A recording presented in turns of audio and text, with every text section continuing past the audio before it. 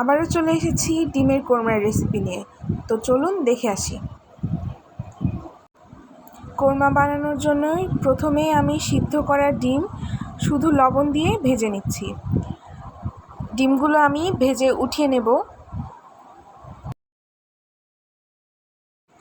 এরপর একটা কড়াইয়ে পরিমাণ মতো তেল দিয়ে তেজপাতা, দারচিনি, এলাচ আর ক্রাশ করে রাখা পেঁয়াজ, রসুন বাটা, আদা বাটা আর হাফ চা চামচ জিরা বাটা আর লবণ দিয়ে ভালোভাবে মশলাটাকে কষে নিয়েছি।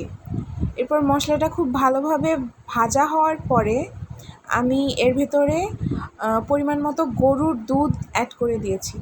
এবার দুধটা ফুটে আসলে আমি ভেজে রাখা ডিমগুলো এর ভিতরে দিয়ে দেবো। এই পর্যায়ে আমি দিয়ে দিচ্ছি 1.5 চা চামচ পরিমাণ চিনি আর কয়েকটা কাঁচামরিচ। এরপরে আমি 5 থেকে 6 মিনিট রান্না করব।